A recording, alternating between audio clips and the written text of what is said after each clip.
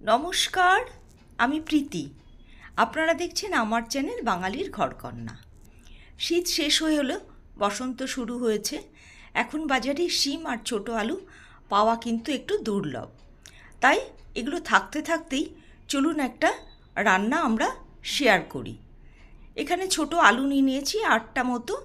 এটাকে আমি ছোট ছোট পাতলা টুকরো করে কেটে নেব। আর শিম নিয়েছি 300 গ্রাম মতো।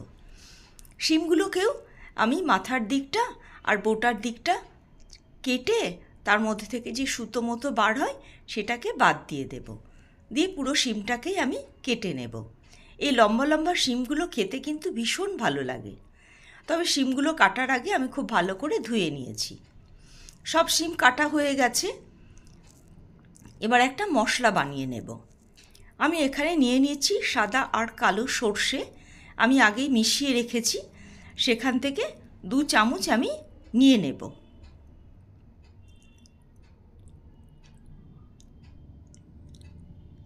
আর নেব 1 ইঞ্চি মতো আদা। আদাগুলোকেও কেটে টুকরো করে নিয়েছি। এর মধ্যে দিয়ে দেব কিছু কাঁচা লঙ্কা। কাঁচা লঙ্কাগুলোকে আমি কেটে কেটে টুকরো করে এর মধ্যে দিয়ে দেব। আর এর সঙ্গে সামান্য একটু জল মিশিয়ে এটাকে একটা পেস্ট বানিয়ে নেব।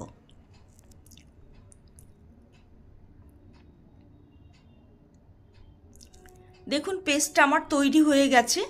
এবার চলুন রান্নাটা শুরু করা যাক। কড়াইয়ে তেল দিয়ে দিয়েছি। পুরো রান্নাটাই আমি সর্ষের তেলে করব। তেলটা গরম হয়ে গেছে। এর মধ্যে আমি দিয়ে দিচ্ছি ধুয়ে রাখা কেটে রাখা আলুগুলোকে হালকা করে ভেজে নেব। আলুগুলো ভাজা হয়ে গেছে। এবার এটাকে তেল থেকে তেল ঝরিয়ে আমি একটা পাত্রের মধ্যে তুলে নিচ্ছি।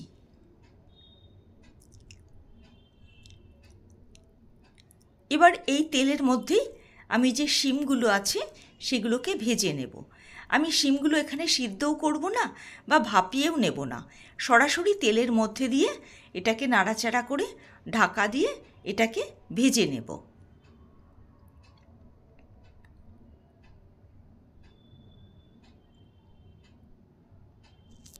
এবার ঢাকা দিয়ে দেব মিনিট 2-এর জন্য। দেখুন কতটা ভাজা হয়ে গেছে। এখানে কিন্তু ভাপানোর কোনো দরকারই নেই। এবার শিমগুলোকে আমি তেল ঝরিয়ে এগুলোকে আবার একটা পাত্রের মধ্যে তুলে নেব।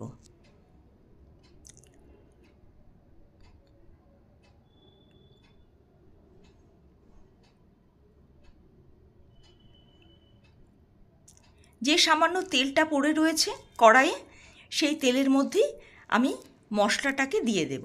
অর্থাৎ যে পেস্টটাকে আমি বানিয়েছি সেই পেস্টটা এর মধ্যে দিয়ে দেব। আর মিক্সিং জারটা ধুয়ে একটু জল এর মধ্যে দিয়ে মশলাটাকে খুব ভালো করে কষিয়ে নেব, যাতে সর্ষের যে কাঁচা গন্ধ সেইটা না থাকে।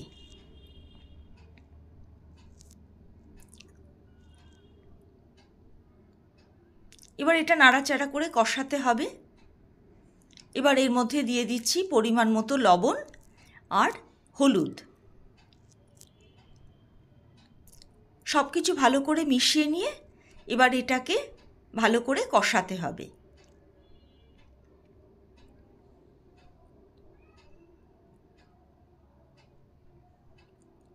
মশলাটা পুরো কষিয়ে নিয়েছি আমি।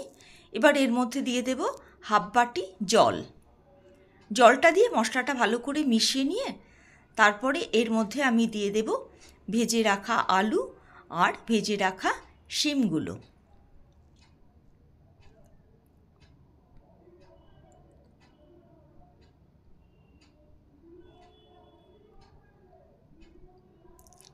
এবার এটাকে ভালো করে নাড়াচাড়া করে মিনিট 5-এর জন্য এটা ঢাকা দিয়ে রান্না হতে দেব। তবে এর মধ্যে মাঝে 2-1বার একটু খুলে দেখে নিতে হবে জলটা কতটা শুকিয়েছে, যাতে লেগে না যায় বা পুড়ে না যায়। দেখুন জলটা পুরো শুকিয়ে গেছে।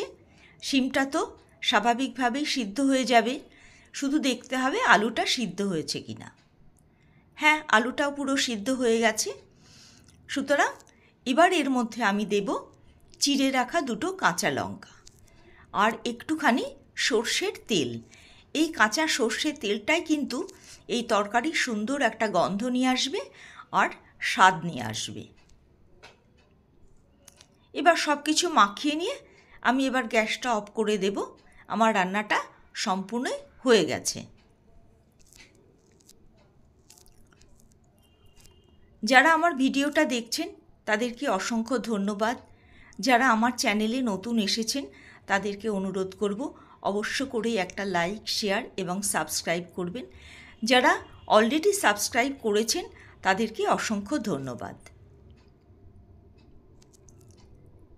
এই রান্নাটা ভাতের সঙ্গে ভীষণ ভালো লাগবে, আর যদি পাতলা মসুরির ডাল হয় তাহলে তো কথাই নেই। সকলে ভালো থাকবেন, সুস্থ থাকবেন। এভাবে রান্না করে আমাকে জানাবেন কার কেমন লেগেছে। তাহলে আমি আরও নতুন নতুন রান্না নিয়ে আপনাদের কাছে আসব। আজকের ভিডিও এখানে শেষ করছি। আবার দেখা হবে নতুন ভিডিও নিয়ে।